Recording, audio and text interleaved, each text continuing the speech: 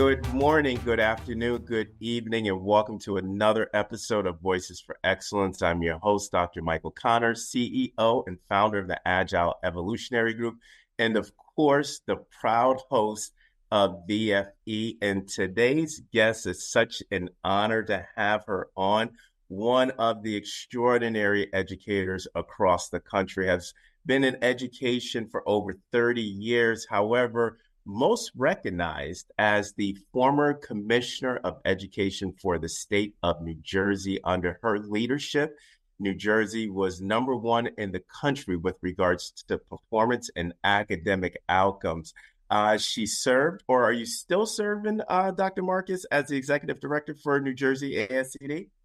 I am serving for one more month and then transitioning out. There will be a new leader coming.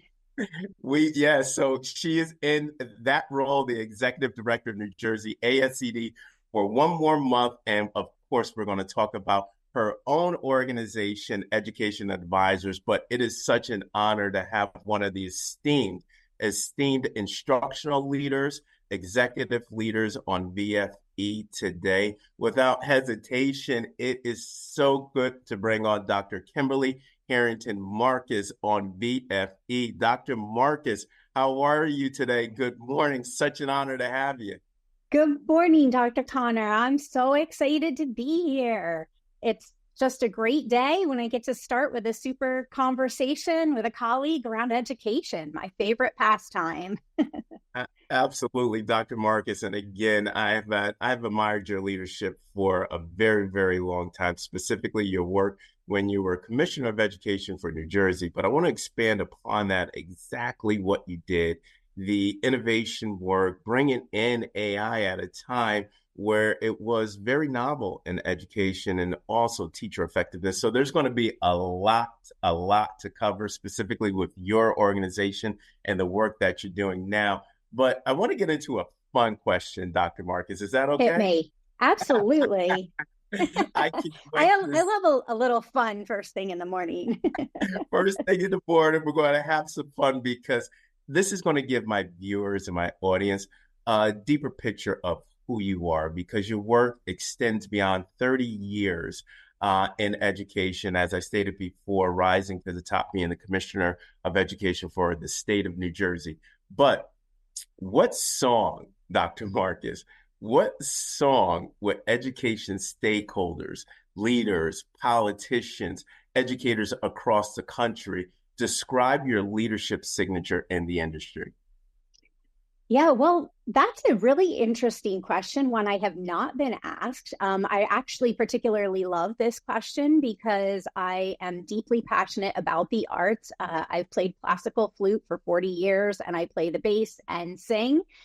So going back in the song bank, trying to think about what might that be. It's tricky to think about it with what somebody might say about you versus what I might say about them. But I think two sort of oldies but goodies come to mind for me that I would hope people would say. I aspired for them to know that I believed in them. So the first song that I think of would be Try a Little Kindness by Glenn Campbell. I think that for me resonates because of the lyrics specifically around shining your light for everyone to see. I really saw it as the commissioner to not only help people see the light that they were shining on students, but for myself to shine that light on them as well. We created the Lighthouse District Initiative, which still continues on to this day, where we were celebrating districts doing amazing things for kids, and not necessarily just at a proficiency-based level, but looking at growth as well as proficiency and other components, not just academic. And so for me, that really shining a light on best practices and places that are doing wonderful things for kids. I also, in the lyrics to that song, it talks about lending a hand. And I really saw that as my role was really how, when you're leading in a bureaucratic space, you really have to think about how can you bring that personal touch, and also how can you sort of remove the barrier of being quote unquote the state and really being seen as someone who is not only guiding the way, but also coming alongside. So for me, that really, how do you lend a hand? How do we do this work collaboratively? And how do you make sure that educators on behalf of students are having a voice in the conversations and decisions being made at the state level? And then I think lastly, the last lyric from that really jumps out for me is showing kindness every day. I think I'm known on Twitter as at a gratitude girl, or X as we should say now.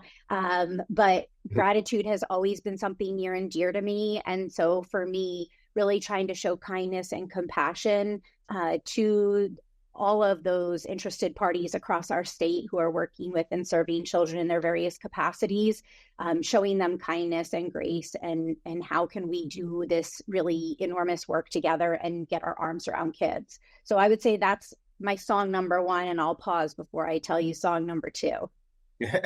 No, this is great, Dr. Markus. Try a little kindness. Now, the Lighthouse Initiative, I know at the state, what you said is still continuing. We have seen that replicated across many states in the United States, where we had a previous guest, one of the authors or architects of the No Child Left Behind Act, Mr. Tom Vander Ark, and we were talking about, or he was talking about how the continuation of NCLB that got left out was that growth part, right? And I think efficiency versus growth, that was a core pillar on differentiating schools from being A schools to B schools, where it was just that absolute lens. But you're right, showing gratitude and lending a hand. I think we need to do more of creating those collaborative spaces in education, specifically on how we can cogitate on some of the biggest problems of practice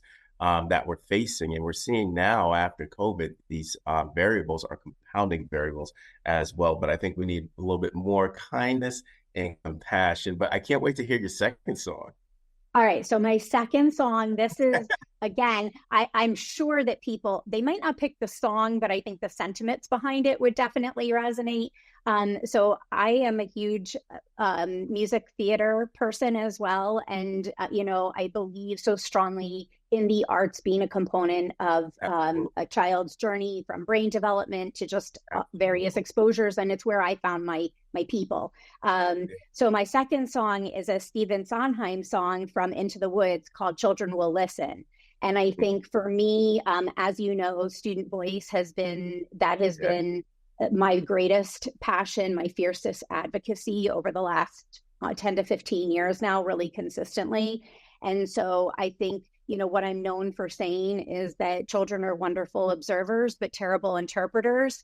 And so they see and they watch and they feel. And then without our guidance and modeling, they're left to their own interpretation. And that's not always correct. So, I'm working with teachers about being careful when you're co-teaching in a classroom and you turn to whisper something, and it may be about the lesson. It may not be about a child, but a child may interpret that as they're being talked about. And then, what does that mean? And what did they say about me? And do they like me? And do they believe in me? And pretty soon we're on a spiral where that message has become what a child has internalized, even if it was never what it was meant to be. So really modeling and thinking and being mindful that children are listening to everything that we say and watching everything that we do. And, in the song and in the story of Into the Woods, it talks a lot about wishes and spells. And I think, again, we have so much power as educators to shape and grow young minds and people and humans, and really who can be change makers of our future. So I think really being careful about those wishes or spells that we put on children that might prejudge a space that impacts them for life, be it for the better or for the worse. So for me, that song is just incredibly powerful when we think about what children are doing and the role that we're playing. Absolutely, Dr. Markus. And you have been a steadfast advocate with regards to student voice in the classroom, in the learning organization, through different elements of the instructional model, operating model of education, which is critical. We're going to expand on that because I don't know if you know this, Dr. Markus, but right now in education, right, when we look at the teacher population is dominated by millennials.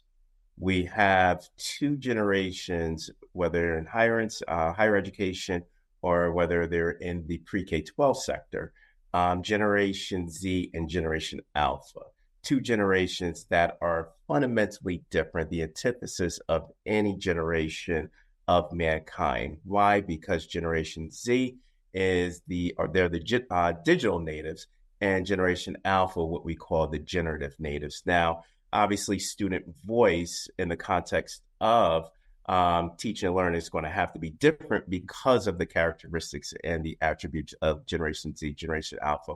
We'll get into that, but yes, children will listen. I love what you stated.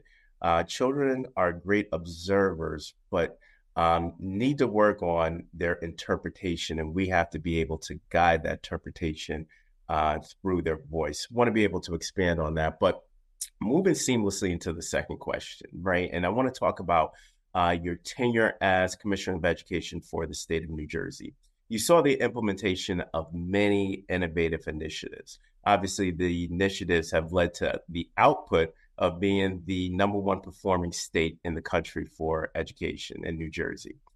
You worked on the quality of leadership and practitioner effectiveness, instructional coherence amongst the districts in New Jersey. Now, if you were Commissioner of Education today, in this new paradigm of what I call the AC stage of education after COVID-19, what would be your priority areas to reimagine education in New Jersey or any state, if you were commissioner of, to be in alignment with the new demands regarding the future of work? Great question. And I think I'll still go back to my foundation, which I believe is still the foundation. So when I was serving as New Jersey's commissioner, one of the tremendous works I was able to guide was the development of the social emotional learning competencies.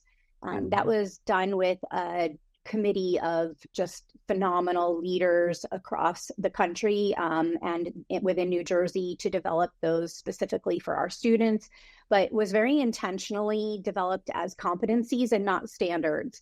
Because what happens with standards is they get assigned to a 42-minute class period, they get siloed, and social emotional learning is something that has to be integrated across a child's entire day.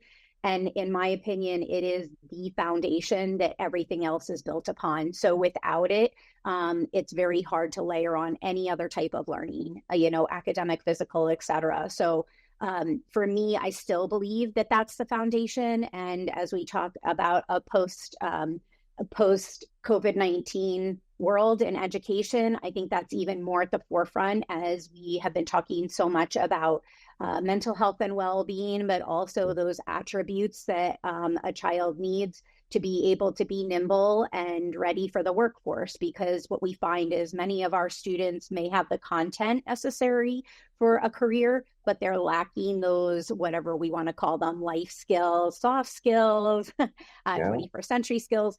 And so I think for me, that social emotional foundation is really essential coming out of the space that we've been in. And as we look to the work frontier, if I was redesigning education, and I dream about this a lot for many, many years, I wanted to start my own school. And I actually wanted to start with a high school and work my way back to elementary, because I think so often in elementary, we understand the need for learning to be integrated, experiential, et cetera. But as we get older, as students get older, we silo and take away the things that they need most. So if I was redesigning education right now, I would have a huge focus on content in context and really trying to think about how we can creatively move that needle in middle and high school spaces where we have so much siloing and we have whole children moving through the day.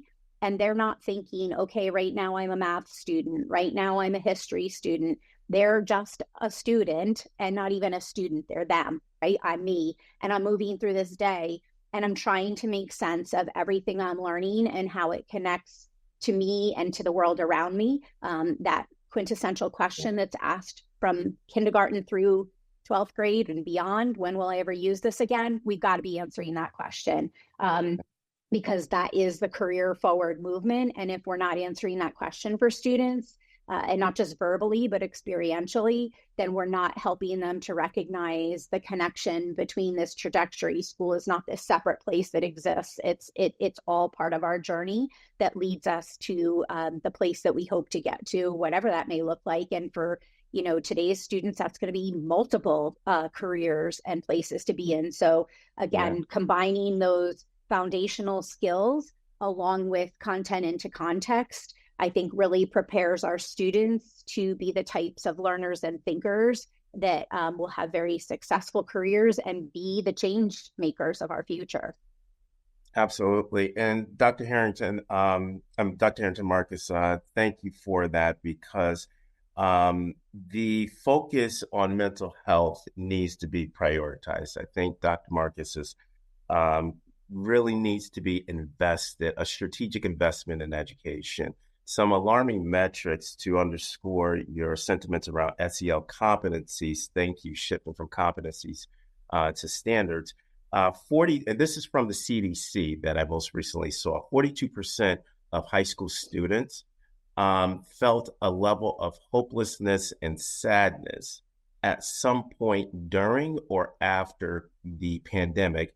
And moreover, which I think is more alarming, is that 22% of our high school students, this is from the CDC, had suicidal thoughts during and post-pandemic. So we're looking at these alarming numbers as well. There needs to be a strategic investment. And I love that you said that this is your foundation, is to be able to expand on these SEL competencies with an intentional focus on the well-being of our students. And I think that needs to be prioritized now with these alarming metrics, multiple metrics that I've been unpacking from the CDC and other specific data source areas. But content and context, I want to be able to have you expand on that, because when you hear kids, and you made a statement that resonates with me, that still I hear today with students, is when will I use this again, right? And when I look at the historical structures of education, and we would have to shift those middle and high school structures from being, a time frame, 42, 48 minutes per period. This is just exclusively a linear English class, a history class, a math class, which you contextualize. How do we now, and this is a sub question to the initial question before, how do we now start deconstructing those legacy structures that I think creates or exacerbate these insidious gaps, even from our students that want to move beyond the quote unquote standards that they already mastered, and hypothetically, let's say 2 or 3 months. But how do we start moving away from those structures to start developing or focus content and curricula around competencies, so that now when students ask that essential question, when will I be able to use this and how will I be able to use this in society, they'll be able to know and articulate how they're using those competencies and skills. But again, we have to look at the system. How do we start deconstructing those structures to facilitate students having this, okay, I know when I'll use these competencies or skills again? Yeah, I think it's a huge job. And, I'm one who, it's all about what's the baby step, what's the first step, because that's often the hardest to take. And I think what can happen is we get into this space where we're reimagining. And because we go so big, or we know that this system has been in place for so long, and there are so many components that are interwoven and interconnected, that so if we move one piece, we always have to make sure we're not harming children inadvertently as we make that decision. As we move one piece, it's sort of like Jenga. Will it stay stable or will it fall? And I think sometimes the enormity of that large amount of work can cause us to just not do anything. And also the fear of what we might, of the repercussions. So I think two things. One is, what can we do right now? So looking at even just expectations within a classroom, looking at a high school and having time and or the expectation that teachers across disciplines will plan and or work together to either do a project or something that helps students to make those connections across disciplines, or also even just making those seed plant mentions of how knowing what somebody else is doing, not just what's happening in your own classroom, but what's happening for your children, whether they're sophomores or seniors or whatever across their day, so that we're making those intentional connections and helping them to start to make those connections in their own minds.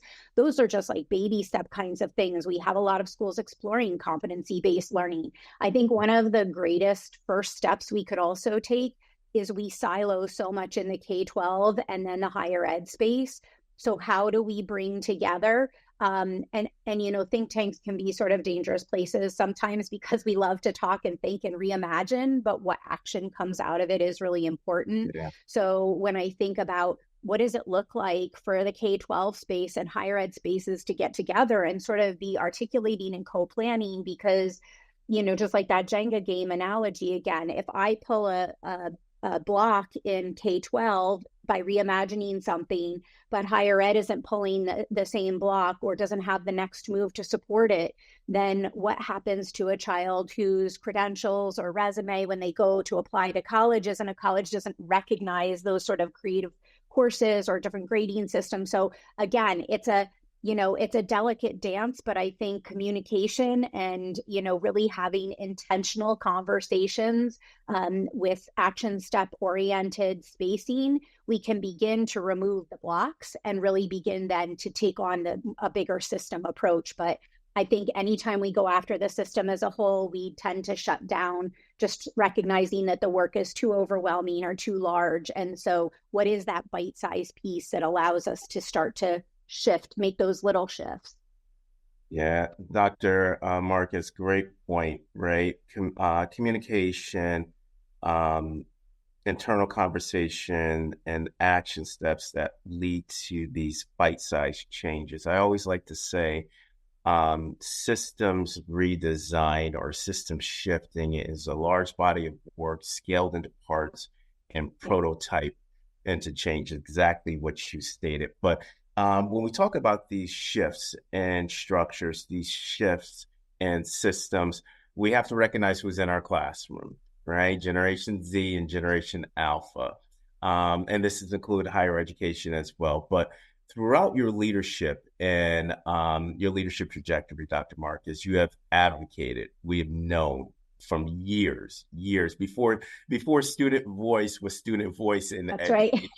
You were advocating for this. And because voice and agency are priority demands now for Generation Z and Generation Alpha, you're one of the experts for student voice, right? What are some innovative and creative strategies right now, taking into consideration the attributes and dispositions of Generation Z and Generation Alpha? What are those strategies, those creative and innovative strategies to lament truly, authentically student voice in every thread of the instructional and operating model in education? Yeah, I mean, I think it's multifaceted, of course. And I think all generations, but particularly generations Alpha and Z, students are looking for belonging and purpose. And we see that more and more, from little ones, but especially starting into the middle school years, but definitely in the high school years. And what we often interpret as a checked out student or somebody who's disengaged is really just a student who's looking to find where do I belong and what is my purpose? And so I think for me, student voice has been such a passion of mine because I truly believe, I believe in social emotional learning is the foundation for all learning success. I believe that student voice is truly the game changer that will shift education.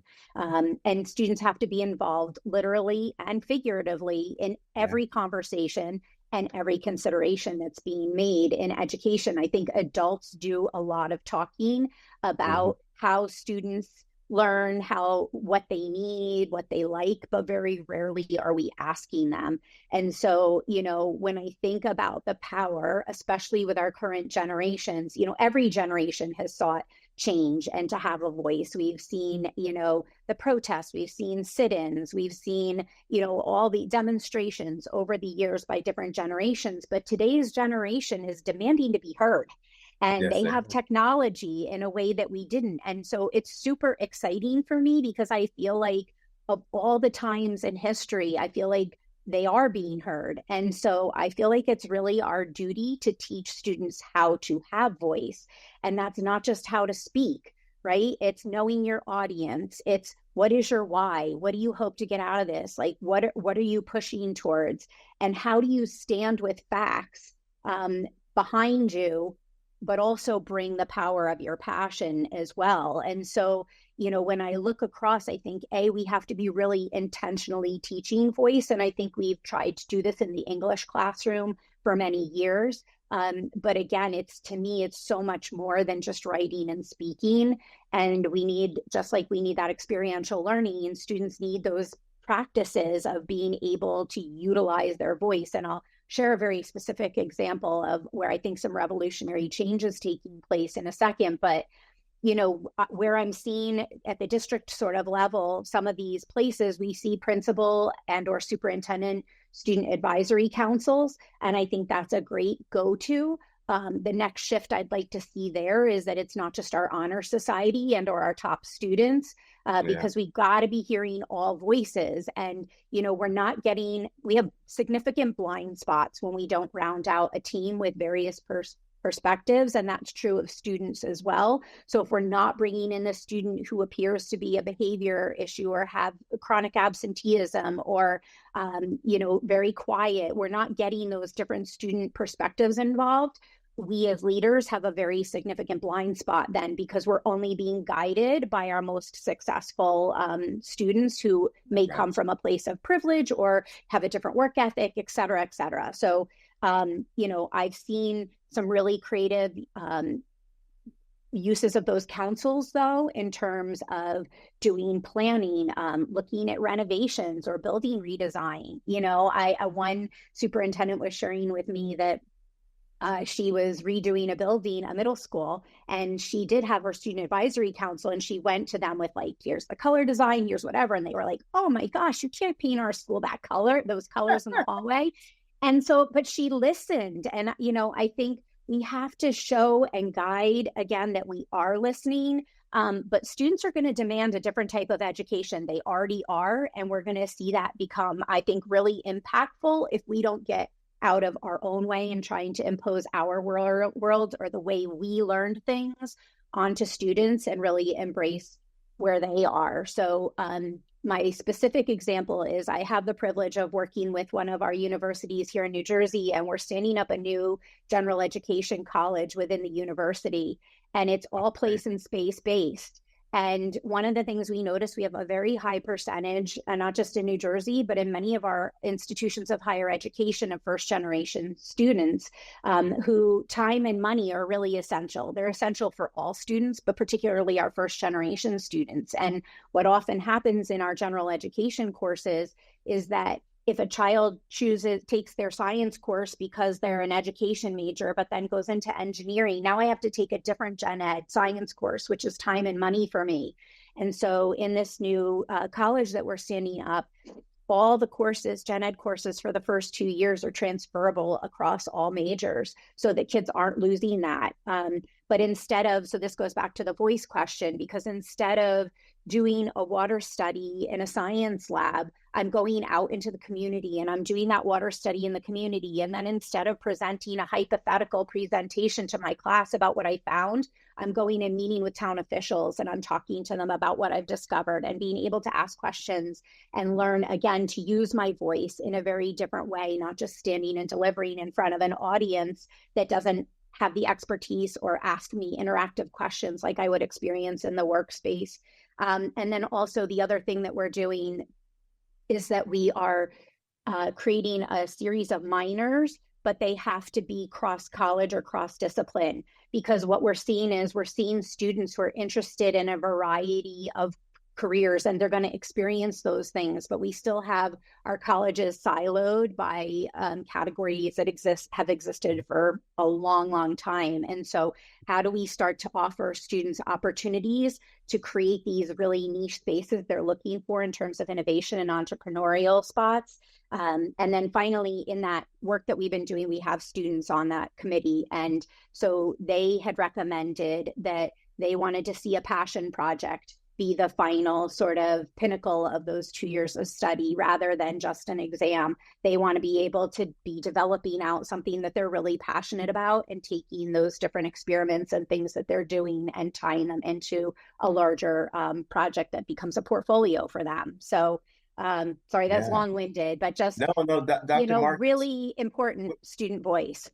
where is this college at, Dr. Markus? Because Uh, again, this is that type of educational experience, Dr. Markus, that is rooted with the voices of our students, even at the higher education level, to be able to redesign and transform some of the historical original nodes of higher education to now being authentic. I love that you said moving from the hypothetical to the lived application. Where is this at? Because I think that this needs to be the normal, it needs to be normalized, or the normalization in education, PK through 20. Yeah, so this is Kane University, and it's under the incredible visionary leadership of Dr. Repillette and Dr. Birdsell, who is the provost, Dr. Repillette, the president, who was my predecessor as a commissioner. And we are finding that we have been doing some presenting at various national conferences, and people are really leaning in, and again, it goes back to that question you asked about how do you create systemic change?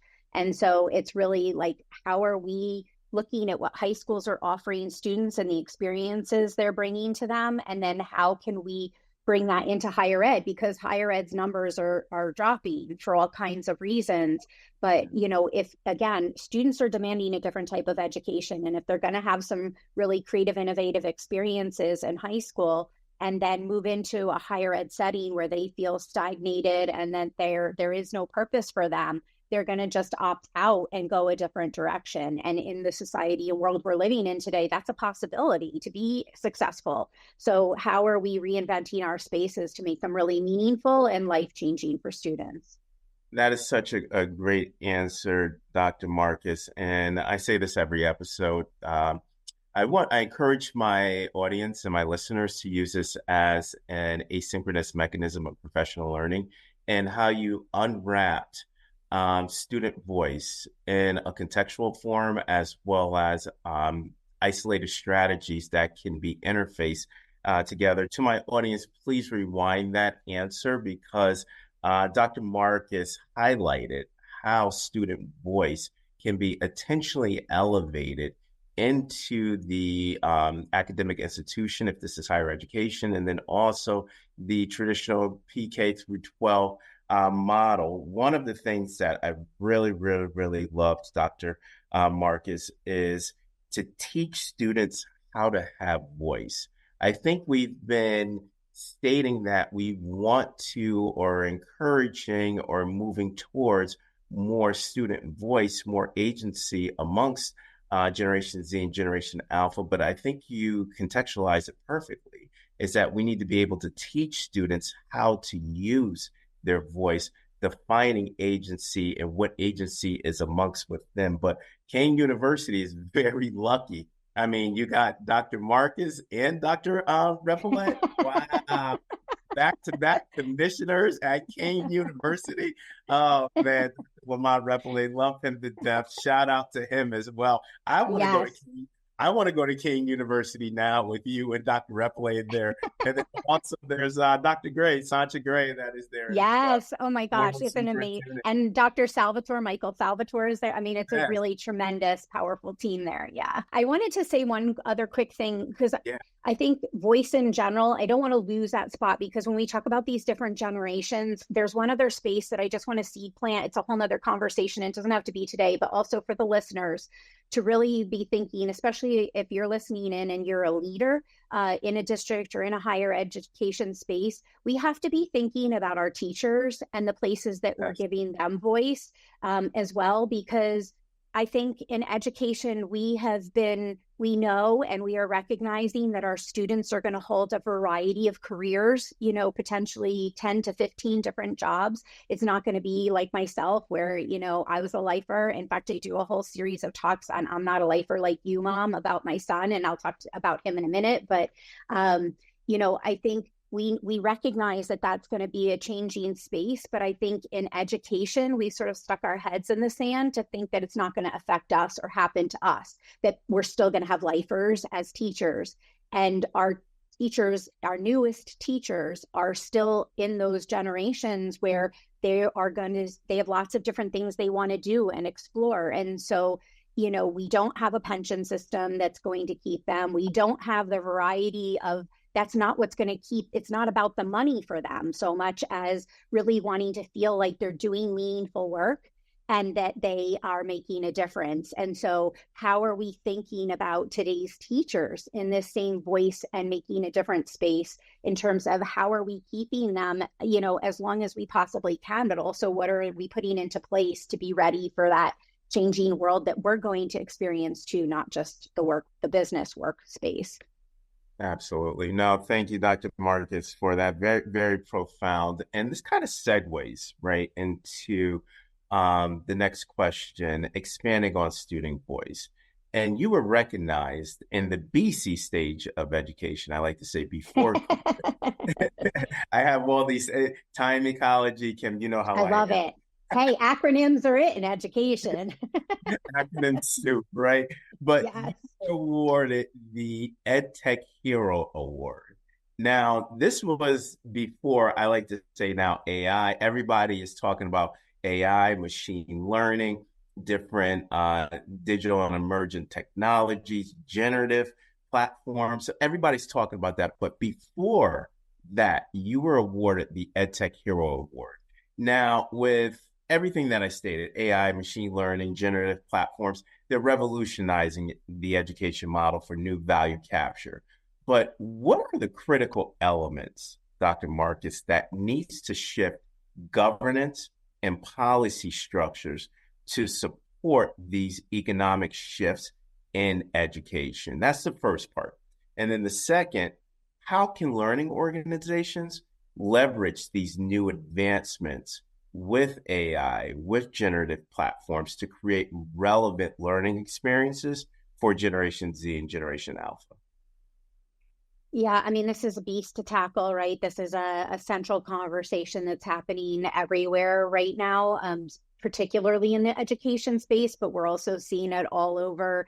We're seeing it in the copyright space, we're seeing it in the arts, we're seeing it in the job and the workspace, and really having these conversations. It comes back, I think, again to communication and really being open to talking about conversations, and particularly in the education space. I revisit, and again, this dates me, but the scientific calculator like taboo of, oh my goodness, like we're going to be able to use a calculator that's going to help us with formulas, and we can't possibly let our students do that, to the internet boom. And that fear of like, what are we going to allow? How do we harness it? And again, I think a lot of times the limitations in our own adult minds prevent us from opening a world that is natural or, just the native space for our students. And what is that fine line between embracing and protecting? How do we make sure that we are preparing our students and not preventing our students from moving ahead? And I think, it's a delicate dance, because when, AI is not new. We've been using it for our music, for searching, for a lot of different things. But the capacity, I really do feel like we're just seeing the tip of the iceberg right now. I think there's a sort of an intentional reveal happening because we're needing that time to adjust to any shift in technology, like we saw with the internet or other spaces. So I really believe the capabilities far exceed what we're even imagining right now. But I think of so many different, again, this is the student voice space. Let's be asking our students, like, how do they see themselves using it? What are they curious about? How are they using it already, right? If we're going to say don't, they're going to go ahead and do. Yeah. So we have to be thinking about the embrace. And so I sort of think of this years ago.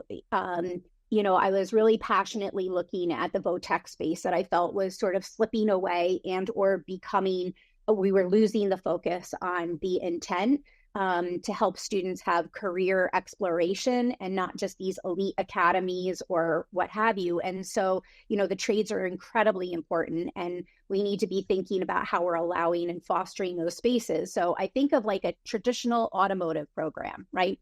Where a student is fascinated with cars or engines. A lot of that is engineering. But how do we move from teaching students how to go under the car and change the oil to how do we teach them to partner with robots, and or AI to have a successful career in the automotive industry?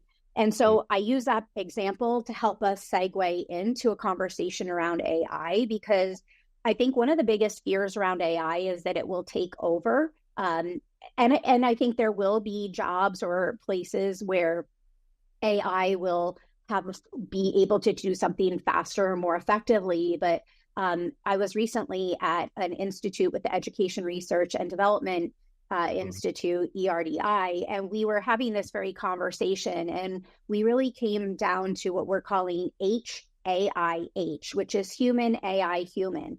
And I think that could be a game changer, even in just getting our minds to have a different conversation around AI, because there is a human component and there always will be a human component. And so how is that a collaborative space? And I said I was going to talk a little bit about my son. So I just like to give concrete examples about how I think this is being used effectively. So my son is a high school English teacher, my oldest son, and he is firmly embracing AI in his English classroom. And this is a space where there's a lot of debate about AI, right? Because of citations and, what is an original work. And so what he's done is he's shifted from a product-focused outcome to process. And he's using AI as almost a co-teacher or an intern. So rather than having his students peer edit, where we all know, I don't even have to say more, what happens in a peer editing situation. Oftentimes, a student is getting false information or changing things that might have been great, or being misled, and or losing the integrity of their own work. So he's using it. The students are peer editing with AI. And he's taught them how to use that and how to look at that you're not allowed to come to me for the teacher conference and have a cut and paste version of what you got from AI, whether you're using Grammarly or ChatGPT or any of the other engines that are out there. Being able to take what AI gives you and then really digest and look at okay, what's a further prompt that I can ask? And then how do I question this? What's the next question I ask? Or how do I take this and put it into my own language? And so I think that that's, really the place and space, but also understanding that with an intern or a student teacher, you're never going to just accept that work without looking at it and taking into account and asking questions. So I think as we bring it into the classroom in a variety of different ways or into education, we have to sort of have that mindset of AI as the intern. And so while it can give us great advice, we also need to do our due diligence to ask questions. And then lastly, when I think of, he's also using it for planning development, slide development, emails, a variety of things for his own self. But, when we think about that governance and policy space, I think we really have to be, again, rethinking. So many of our policies, especially around technology, often come from the negative. And so, when a student receives, let's say, an acceptable use policy, it's coming from the don't, and that's human nature, is to just do the opposite. And so what would happen if we reconfigured those acceptable use policies? Do we want a policy? Do we have a policy around AI that is in concrete, set in stone? In some districts, yes, but many districts are choosing not to make a specific policy, but really to be talking through it as a tool and how are we utilizing it and setting some guide rails around that, developing committees and having that work. But what if we approach those policy developments from a positive, from a proactive space, to be talking about how do we create the best digital citizens and change makers for the future by encouraging healthy and safe use of these tools. So sort of wandered around there, but I think that, it's a really exciting place and it's here and it's going to stay here. So I really believe we have to figure out, again, how are we inviting students into the conversation? How are we empowering them? And how are we keeping them safe as we navigate? And I think it's hardest for educators because it's a, we are immigrants to that world. Yeah, yeah. No, I love how you stated that AI is not new. I started to think about the definition of AI when it first came out, 1956 by John McCarthy, and AI was given its name at Dartmouth College. I believe it was 1950. I'm trying to recite off rote memorization, Dr. Marcus, but I know John McCarthy gave the first definition of AI in 1956. So obviously, yes, we know that it has been around for a while. And this whole takeover, right? I think that this is an egregious misnomer, or I should say, misinterpretation of the future with AI. One of my professors at Harvard, Kareem Lakhani, he masterfully stated this quote that AI won't take over humans. It's humans with AI that will take over humans without AI. And the way that Yes. son is underscoring AI in the classroom is so meticulously articulated and implemented. I mean, if you look at both from his aspect of being a classroom practitioner and the students, the level of efficiency, right, has just increased exponentially. Your son is given his students a voice, an interaction between the AI, where now the AI is actually, like you say, acting as a student teacher, a guide on the side for students where it can be. You highlighted a point that I think is very critical, is that you gave this example how technical skills need to interface with these digital skills, because we know that because of automation, the Oxford study stated that by, I believe, 2035, 47% of jobs are going to be automated. Yep.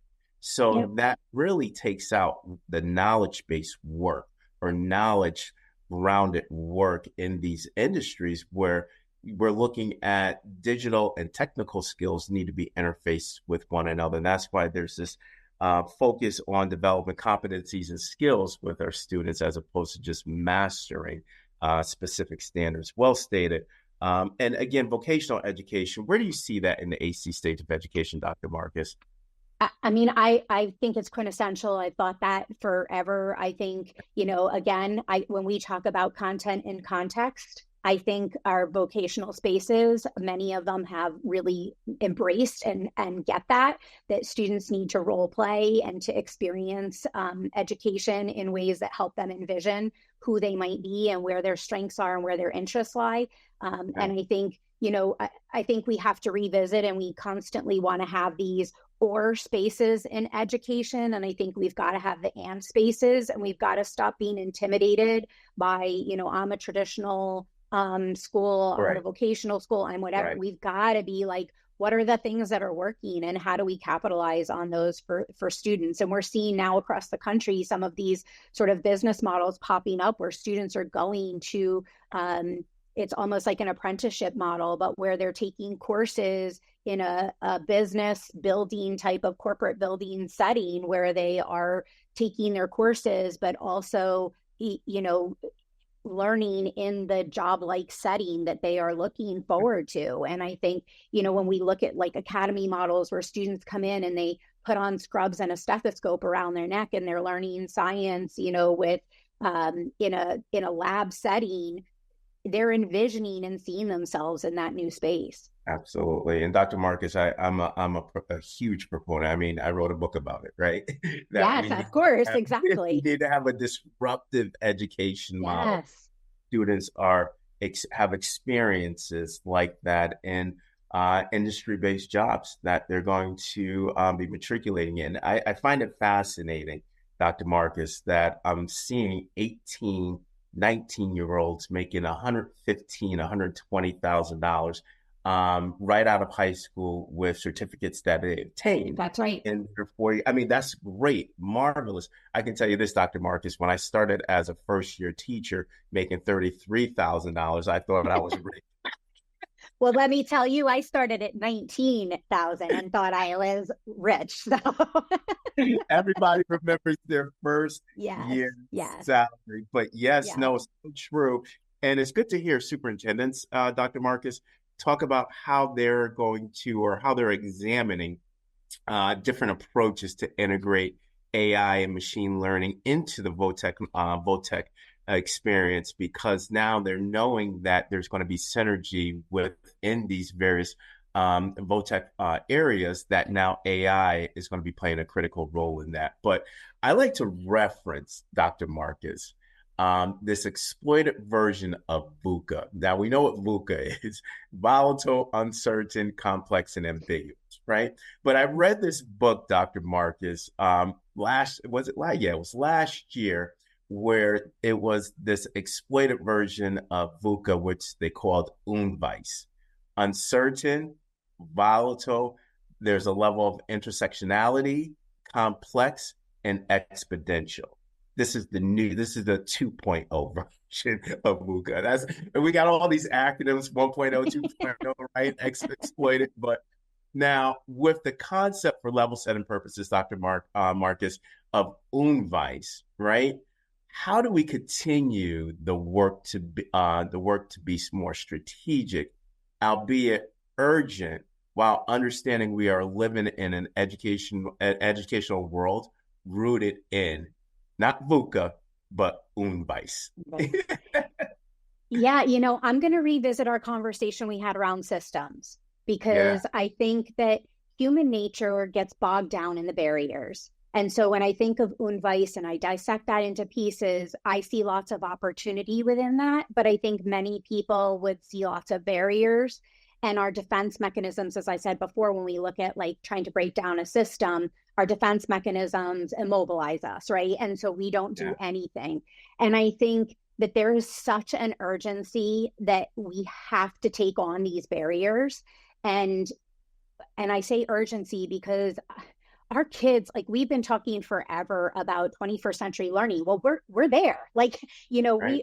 we have got to get out of our own way, and that's really hard to do, but we have to be meeting our students where they are, not just as learners, but the world that they're living in and that they will work in and create families and be citizens of.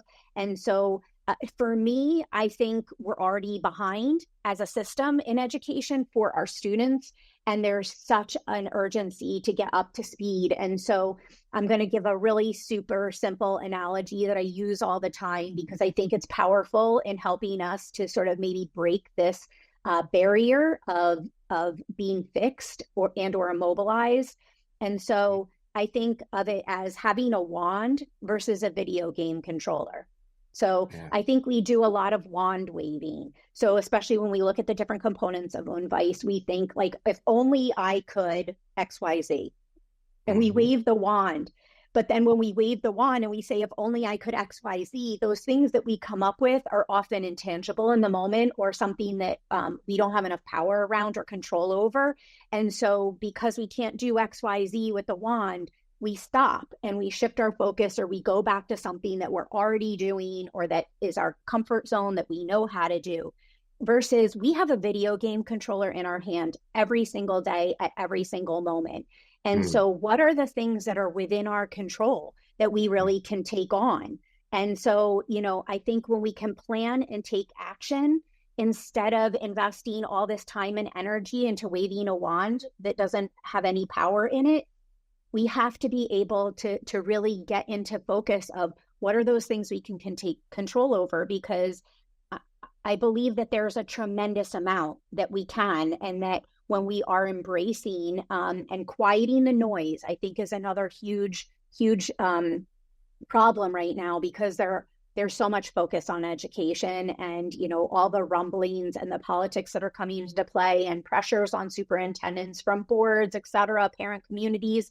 But, how do we quiet the noise? How do we look at what's best, first and foremost, always for children? Again, going back to that game changer in education, when every conversation, literally or figuratively, starts with students. It's not my lesson plans, they're the plans for the students. They're not my grades, they're the measures of success for our students. It's not my building or my new principal, but the principal who's going to serve our students. Those are revolutionary, game-changing conversations. And I think when we attack Unvice with that video game controller, I think we can make a huge difference. The other thing for me that I think is incredibly powerful when we're in these spaces that seem to have insurmountable barriers or obstacles is to really use storytelling to our advantage. Because when we're clear about our why and the students that we serve and the futures we're trying to help them create and the change that they'll make in this world, I really have such huge hope for our future with our current generation of students. But when we use storytelling, we can navigate some of these difficult waters or some of these tricky conversations because, of course, we know as soon as we call out a particular word or that's a hot spot, we lose our voice, we lose our space in the conversation. And so by using storytelling and keeping the focus on the students, on the why, we really have tremendous power to, I think, not only make a difference as educators, but as a community, bringing in business, bringing in community and parents. But when we are telling a story and we all are seeing our place as fabrics or threads in that tapestry of the story, I think we break down a lot of these barriers and allow for that momentum that is so urgently needed right now.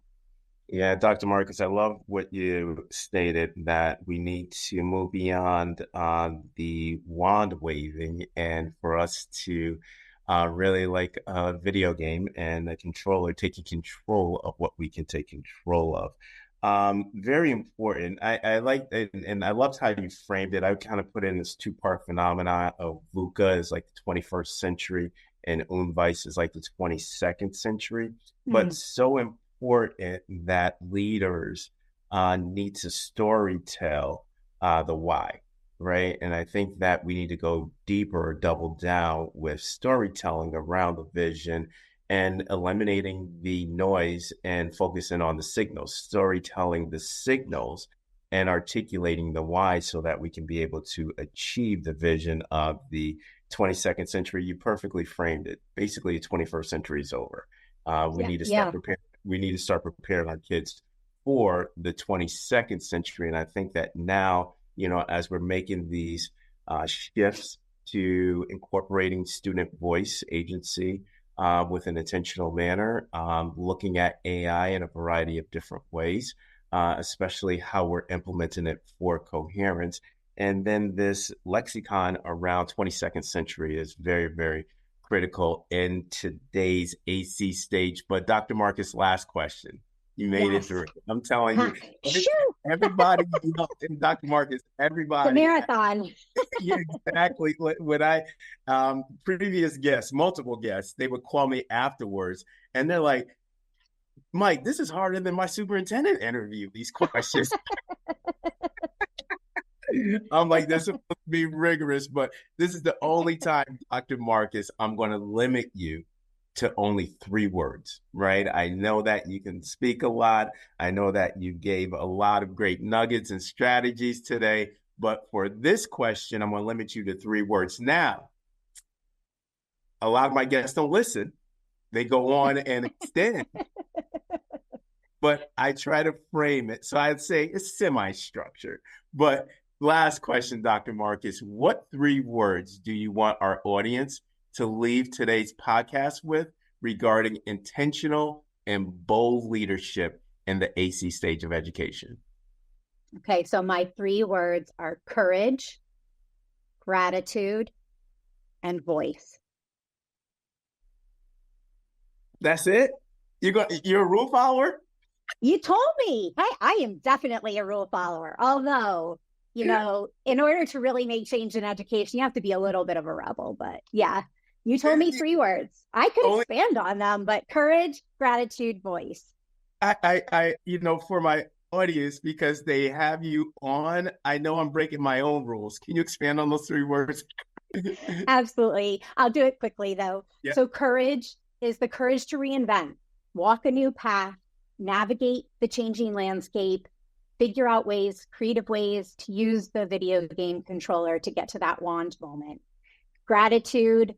I am so incredibly grateful to every educator who's listening in, who's in their schools and districts now, who's anywhere across our world, who's serving students. I'm full of gratitude, but I believe that finding morsels of gratitude daily can help us to deal with those really challenging or negative or low times, but it also helps us model for students the power of gratitude.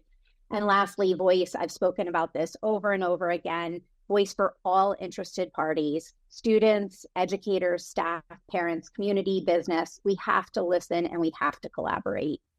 Absolutely. Now I can be able to follow up. Courage, gratitude, and voice. I could just let you, Dr. Markus, only leave us with three words, right? I want you to be a rebel, but you were a room follower. Dr. Markus, thank you so much for coming on VFB. Any of my audience that want to be able to reach out to you, contact with you, expand on some of your answers and sentiments that you provided on the podcast, how would they be able to reach out to you? Yeah, so they can reach out to me at K Markus, M as in Mary, ARKUS, at educationadvisorsllc.com. And certainly if that doesn't work for you, they can reach out to you, or I can give you an email and or cell phone. Oh, and they can also find me on LinkedIn. That's an easy place to find me, is on LinkedIn. And then I'm happy to connect in any way and to support your journey or be a thought partner in any way. Thank you so much, Dr. Connor, for having me. It's just truly been an honor, and what a pleasure to start a day with a fun, challenging conversation about the thing I love the most. Absolutely. And Dr. Markus, thank you for appearing. It's such an honor to have you. Hopefully, I'll be able to see you soon somewhere. I'll be in New Jersey in July. Great. Oh, please let me know. Yeah. It's the big administrator superintendent's conference that is, I believe, is going to be on the shore. So I will be there. I'm actually keynoting the event. So I'm looking forward to it. So I'll get to see all of my New Jersey friends. Yes. Shout out to New Jersey. There we go. But Dr. Markus, thank you so much. And looking forward to staying in touch with you, following your work, and especially your work with education advisors, what you're doing within your corporation and company to elevate the voices of women leadership in education, much needed. Thank you so much. Thank you. And on that note, onward and upward, everybody. Have a great evening.